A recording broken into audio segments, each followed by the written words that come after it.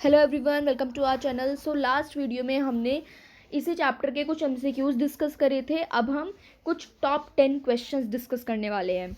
सो सबसे पहला क्वेश्चन है, what is a database. Database क्या होता है, उसका एग्जांपल दो और डीबीएमएस की फुल फॉर्म भी बतानी है।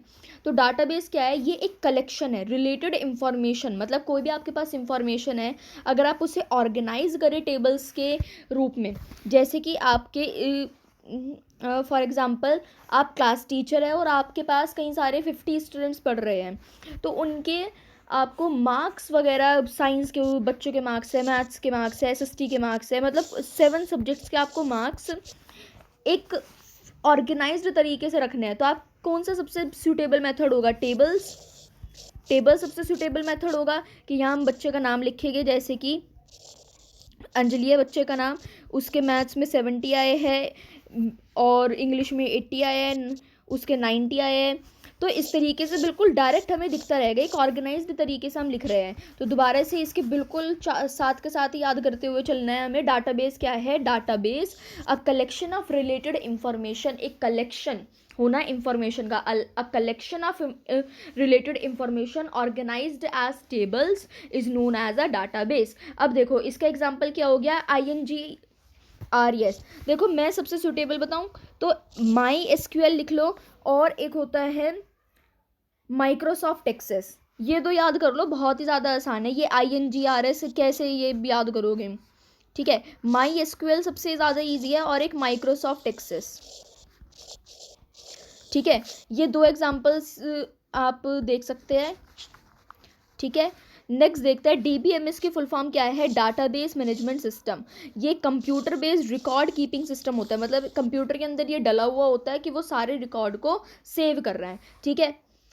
तो डाटाबेस क्या है, a collection of related information, a collection of related information organised as tables. Next question देखते हैं, why memo data type is preferred over the text data type for a field. Memo data type को क्यों ज़्यादा prefer करा जाता है in fact हमारे पास जो टेक्स्ट डाटा टाइप है। तो देखो मेमो डाटा टाइप को इसलिए करते हैं, when the length of the field is more than 255 characters. अगर हमारे फील्ड की लेंथ, मतलब कोई जैसे कि हमें पैराग्राफ लिखना है, अब हम पैराग्राफ, ये तो नहीं है कि सिर्फ 255 वर्ड्स का ही लिखेंगे।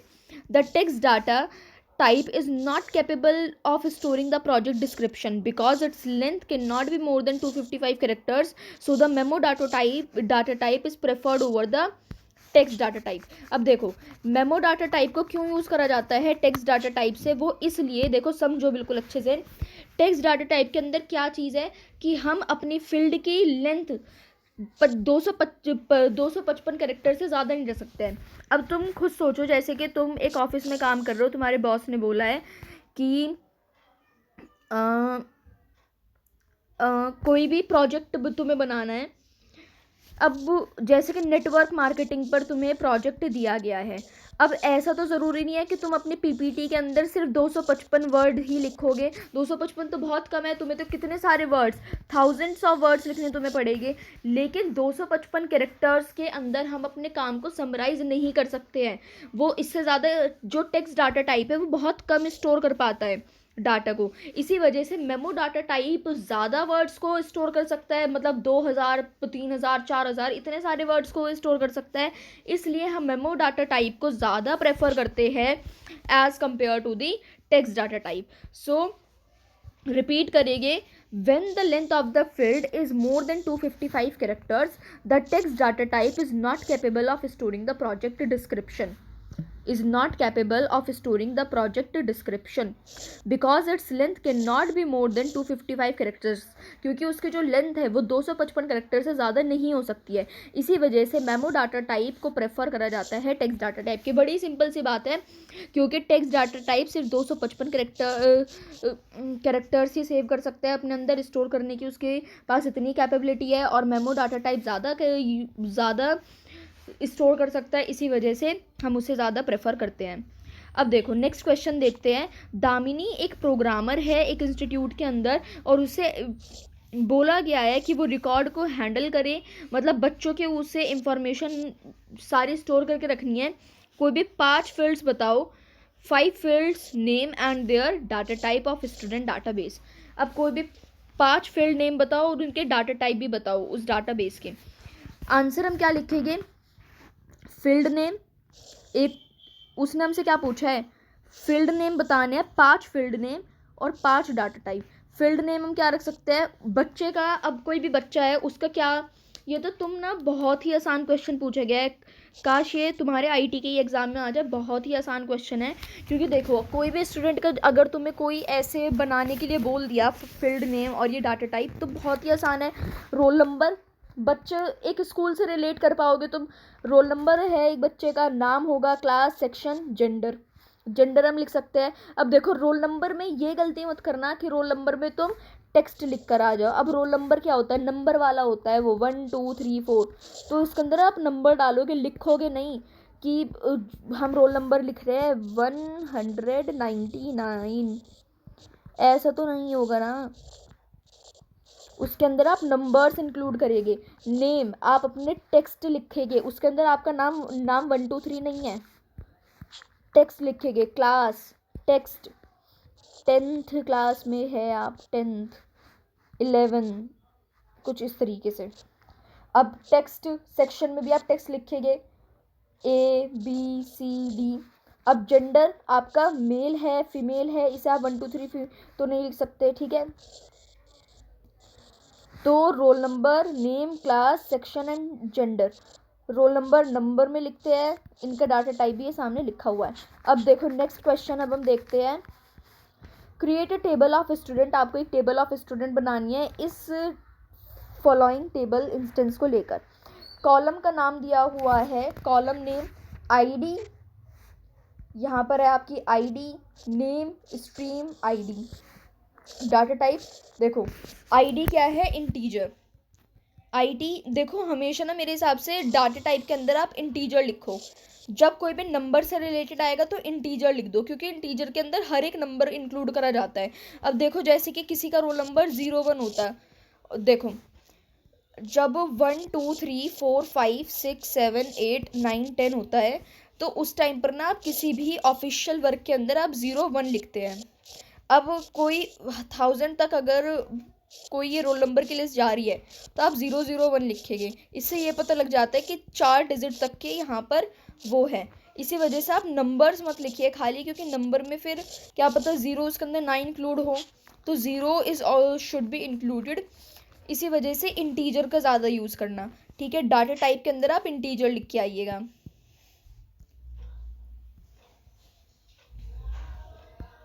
ठीक है।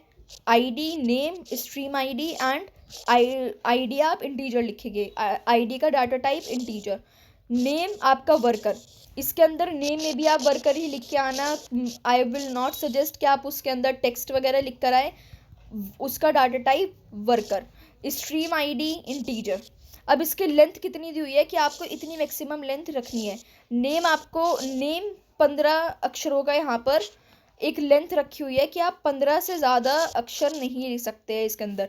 जैसे कि आपने कभी गूगल फॉर्म भरा होगा ना, तो उसके अंदर जैसे आपका बहुत बड़ा नाम है, उसके अंदर सिर्फ वो लिखा रहता है कि can not exist, can not exceed the word limit up to 550, जैसे कि उसके अंदर 50 की वर्ड लिमिट है, तो आप उससे आगे टाइप ही नहीं कर पाते हैं।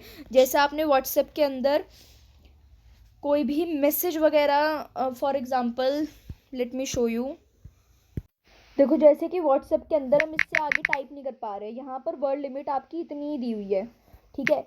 80 वर्ड्स की यहाँ पर आपको वर्ड लिमिट कुछ इतने वर्ड्स की दी हुई है, 140 वर्ड्स की, तो इससे ज़्यादा आप एक्सीड ही नहीं कर सकते हैं, ठीक है। तो अब आप इसका एक टेबल कैसे बना सकते हैं, इसका table instance, create table student. आप कैसे हेडिंग डालेंगे, create table student, ID integer, name worker and इसकी लेंथ 15 है। इसे आप कैसे लिखेंगे, ब्रैकेट के अंदर लिखेंगे, then comma, stream ID integer, then semicolon से आप इसे कंप्लीट करेंगे। तो देखो आई एम राइटिंग इट, बिल्कुल अकेले में लिखते हैं, चलो आप भी इसे अपनी कॉपी में लिख कर देखो। आईडी इंटीजर, ब्रैकेट में लिखना है आईडी इंटीजर, इंटीजर चाहिए हमें, और नेम कैसा, वर्कर। इसकी लेंथ हम ब्रैकेट में लिखेंगे, देन स्ट्रीम आईडी, ये हमें इंटीजर चाहिए, bracket close, then semicolon last में लगाना है। अब आपको एक एसक्यूएल कमांड लिखनी है।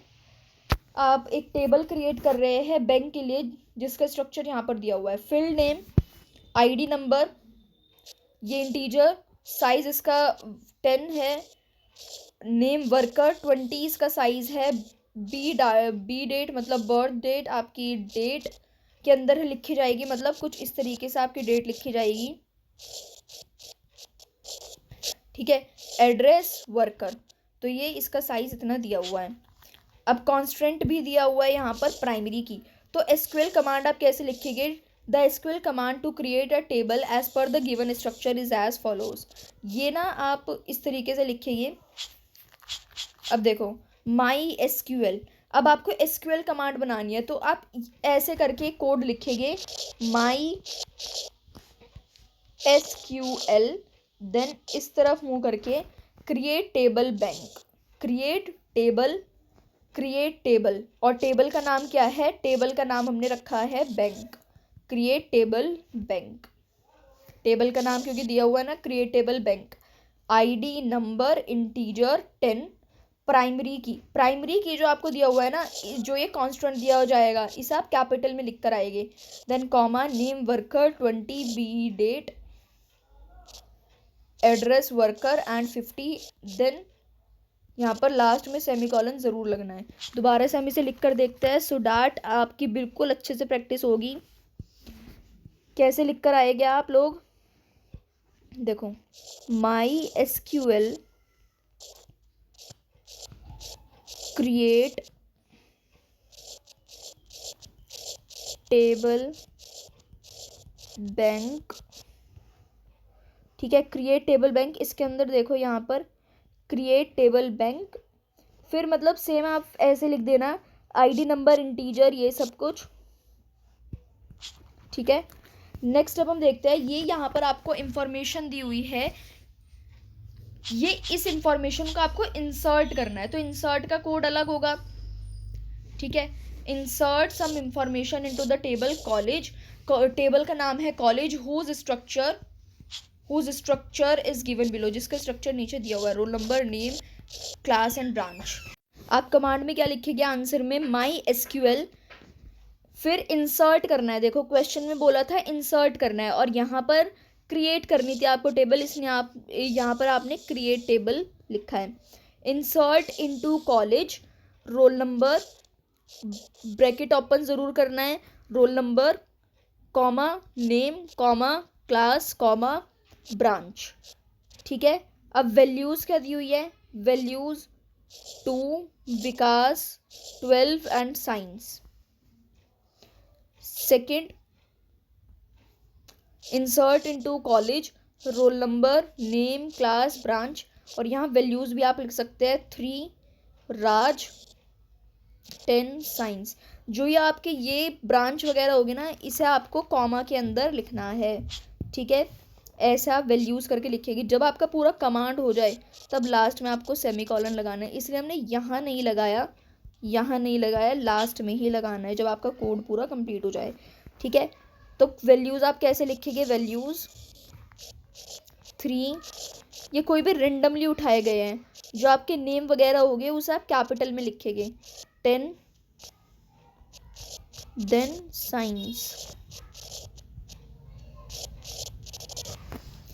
अब डाटा कंट्रोल लैंग्वेज क्या होती है, डाटा कंट्रोल लैंग्वेज को हम यूज़ करते हैं कि हम रोल्स क्रिएट कर सके, permissions and referential integrity, as well as it is used to control access to the database by securing it.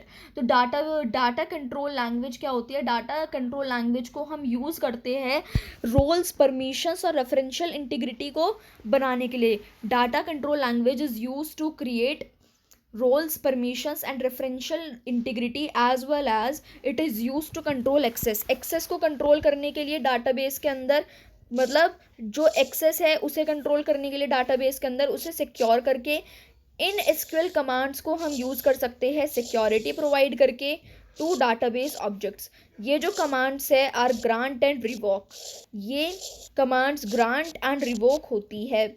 तो देखो डाटा कंट्रोल लैंग्वेज हम किसे कहते हैं? Data control language is used for roles, permissions and referential integrity as well as it is used to control access। देखो जो हमारा database है उसके ऊपर एक्सेस करने के लिए भी, उस एक्सेस को कंट्रोल करने के लिए भी by securing it, these SQL commands are used to provide, ये SQL commands को हम सिक्योरिटी प्रोवाइड करने के लिए यूज़ करते हैं जो भी हमारे डाटाबेस ऑब्जेक्ट्स है, और ये कमांड्स ग्रांट एंड रिवोक होती है। अब मेन प्रिंसिपल बताना है आपको सस्टेनेबल डेवलपमेंट का। The main principles of sustainable development are respect and care for all forms of life, improving the quality of human life, minimising the depletion of natural.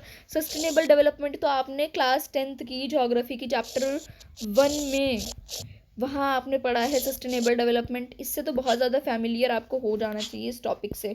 तो उसकी definition भी अगर लिख कर आ जाओगे वो भी ठीक है। इसमें आपको यही बताना है कि नेचुरल रिसोर्सेज को कम डिप्लीट करो, फ्यूचर जनरेशन्स के लिए भी सेव करो, प्रेजेंट में भी अगर यूज़ कर रहे हो उसे वाइसली यूज़ करो बिल्कुल, क्योंकि अर्थ की वाइटलिटी और डाइवर्सिटी को कंजर्व करो, enabling communities to care for their environment, changing personal attitudes and practices towards the environment. ये ऐसा क्यों इम्पॉर्टेंट है कि हमें सस्टेनेबल डेवलपमेंट अडॉप्ट करना चाहिए? सस्टेनेबल डेवलपमेंट को अडॉप्ट करना ये ज़रूरी है, क्रूशियल है, क्योंकि जो एनवायरनमेंट की विकृति हो रही है उसे सुधारने के लिए, ठीक है, एनवायरनमेंट की विकृति जो हो रही है, जो डिस्टर्बेंस उसके अंदर हो रहा है, वो यूएन स्टडी, यूएन का मतलब यूनाइटेड नेशंस स्टडी में हमें पता चला है जो अर्थ की हेल्थ नेसेसिटी है वो डिक्लाइन हो रही है। Ethical responsibility, recognising humanity as care takers of the planet. Sustainable development एक वाइटल है सर्वाइवल के लिए, और ये एम्फोसाइज करती है holistic ecological view to ensure the wellbeing of current and future generation. It is not just a response to environmental problems but a passport to a sustainable future। अब आपको meaning और importance बताना है sustainable development का। Sustainable development involves using resources judiciously to meet present needs while preserving them for future generation. ये ना मतलब बहुत ही आसान इसका आंसर है, क्योंकि आप इसे पूरी एसएसटी में, ज्योग्राफी में भी आप इसे पढ़कर आए हैं। So I hope you can write it, but फिर भी हम इसकी इंपॉर्टेंस देख लेते हैं। Efficient resource utilization without wastage, raising awareness about individual responsibility for resource preservation. आप अवेयरनेस बढ़ा रहे हैं individual responsibility for resource preservation. Recognizing natural resources as shared property, fostering conservation. आप प्रायोरिटाइज कर रहे हैं लोगों की पार्टिसिपेशन को in development for sustainable outcomes. Cultivating a mindset for maintaining the present for the future, conserving resources for upcoming generations। तो ये आपका चैप्टर, इस चैप्टर के टॉप 10 क्वेश्चंस कंप्लीट होते हैं। आई होप आपको ये चैप्टर क्लियर हो गया होगा। नेक्स्ट वीडियो में हम इसके कुछ अदर क्वेश्चंस को भी डिस्कस कर लेंगे।